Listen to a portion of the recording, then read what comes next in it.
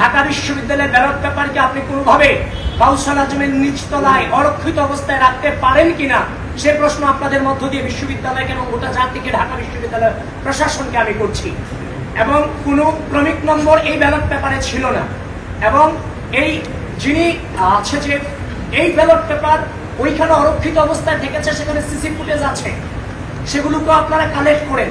কারণ ক্রমিক নম্বর না থাকায়, ব্যালট পেপার অরক্ষিত অবস্থায় থাকায় ভোটের উপস্থিতি এবং ভোটারদের উপস্থিতি এবং ভোট করার হারের যে অসামঞ্জস্যতা সবকিছু মিলিয়ে অবশ্যই আমরা কারচুপি দৃষ্টান্ত তো অনেকটা দিয়েই দিয়েছি, বাকিটা বের করার দায়িত্ব আপনাদের।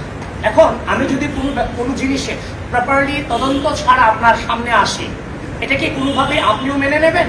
আপনি কিন্তু মেনে নেবেন না। আমরা যথাযথ প্রক্রিয়ার মধ্য দিয়ে এটাকে যাচাই বাছাই করার চেষ্টা করেছি। আমরা যে ফোন দিয়ে ছবি তুলেছে, সেই ফোনের যিনি তুলেছেন তার কাছে আমরা গিয়েছি।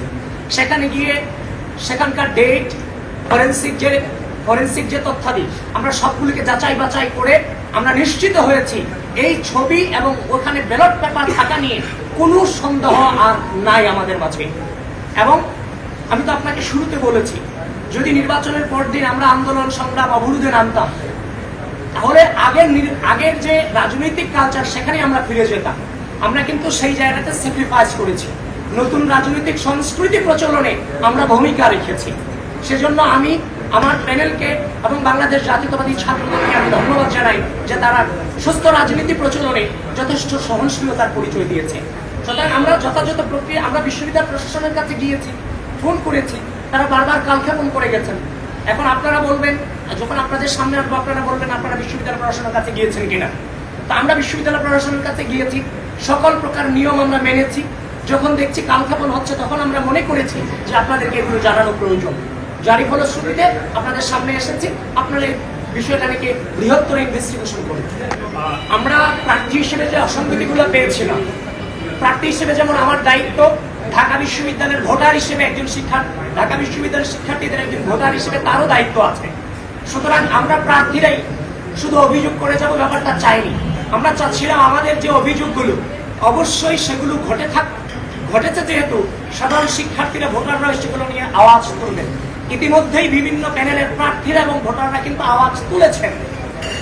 তো তারই ফলশ্রুতিতে আমরা সুস্থ রাজনৈতিক চর্চার মধ্য দিয়ে আমরা আমাদের অবস্থান স্পষ্ট করেছি।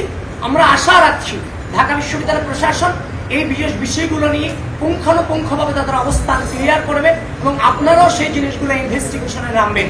এবং পরবর্তী কর্মসূচি কি হবে সেটা আপনাদেরকে পরবর্তীতে আমরা জানাবো, কিন্তু সেটা সুস্থ রাজনৈতিক সংস্কৃতিকে ধারণ করে।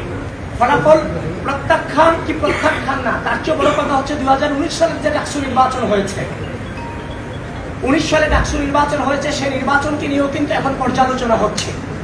সুতরাং 2025 সালে ডাকসু নির্বাচন হয়েছে, যে অসঙ্গতি এবং অনিয়ম এবং কারচুপির অভিযোগ এসেছে, সেগুলো নিয়েও পর্যালোচনা চলতে থাকবে যতক্ষণ না পর্যন্ত সুষ্ঠু নির্বাচন এবং প্রশাসন তার অবস্থান ক্লিয়ার করতে না পারবে বিষয়গুলো নিয়ে। এই নির্বাচনকে তো আমাদের জায়গা থেকে বৈধতা দেওয়ার কোনো সুযোগ নেই।